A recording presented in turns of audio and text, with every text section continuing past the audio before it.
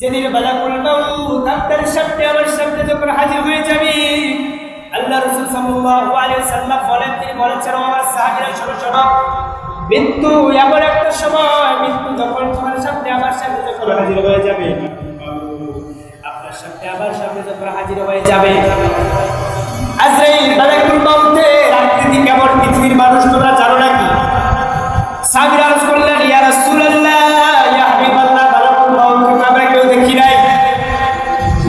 আল্লাহ রাসূল সাল্লাল্লাহু আলাইহি ওয়াসাল্লাম বর্ণনা করেন, ও সাহাবীরা, মালাকুল মাউত যখন একজন বেঈমানের সামনে আসবে, আসমান এবং জমির বরাবর ওই মালাকুল মাউত তার সামনে হাজির হয়ে যাবে। বেঈমানের রূহটা যখন বের করতে যাবে, বেঈমানের রূহটা বের হতে যাবে না, রূহটা দৌড়াতে দৌড়াতে একসময় মাথার কাছে চলে যাবে। মালাকুল মাউত তার মাথার ভিতরে যখন থাপ করে দিবে, সেখান থেকে রূহটা বারবার দৌড়াতে পায়ের কাছে চলে যাবে। রূহটাকে পায়ের ভিতরে মালাকুল মাউত যখন থাপ করে দিবে, রূহটা প্রত্যেকটা বছরে বছরে ঘুরে ঘুরে বসে থাকবে। এমন সময় রূহটা যখন বের হতে যাবে না, মালাকুল মাউত তার রূহটা যখন বের করবে। কোনো কোনো বর্ণনায় এসেছে একটি বকরিকে এখন পর্যন্ত জবাই করা হয় নাই।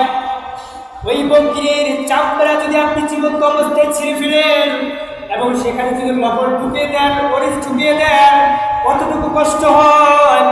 অনেক বর্ণনায় এসেছে যদি আপনি একটি মুরগি যদি একবার 70 বার যদি তার পিঠে চামড়াটা ছিঁড়ে ফেলেন, আবার ওই উটটা জীবিত করা হবে। ওই উটটাকে জীবিত করার পরে যখন আবার লবণ ঢুকিয়ে দেওয়া হবে, চামড়ার ভিতরে কত কষ্ট হবে। মালাকুল মাউত একটা রূহটাকে বের করবে, তার চাইতে হাজার হাজার কষ্ট বের করবে।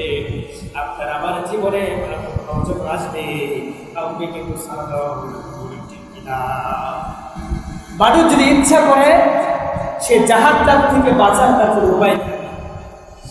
মানুষ ইচ্ছা করলেও সে মৃত্যু থেকে পালানোর কোনো সুযোগ।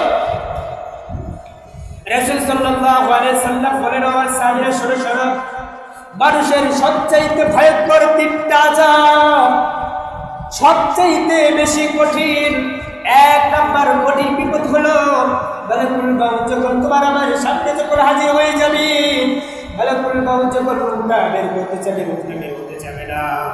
রাসূল সাল্লাল্লাহু আলাইহি ওয়াসাল্লাম বলে, বাবা সাহেব শোনো, রূহটাকে বের করবে, এমন সময় রূহটার পিঠের চামড়া ছিঁড়ে ফেললেন, তার হাড্ডিগুলো টেনে ছিঁড়ে ফেলে কতটুকু কষ্ট হয়।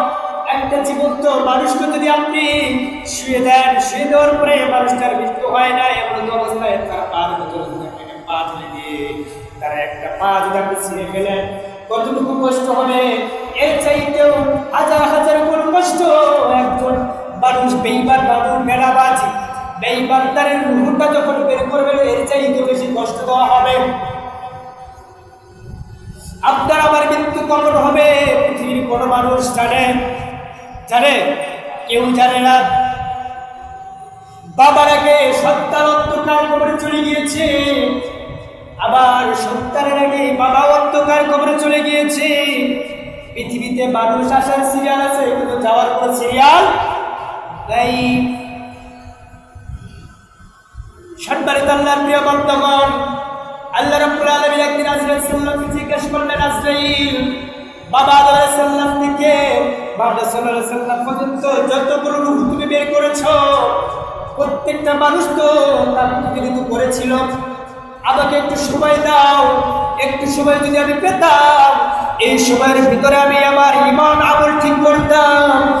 ঈমান আমল ঠিক করে আমি প্রতিদিন ইমানদার হয়ে যেতাম। তার মধ্যে আমার মৃত্যুর রূহটা বের করিও। প্রত্যেকটা মানুষ এইভাবে হারাতে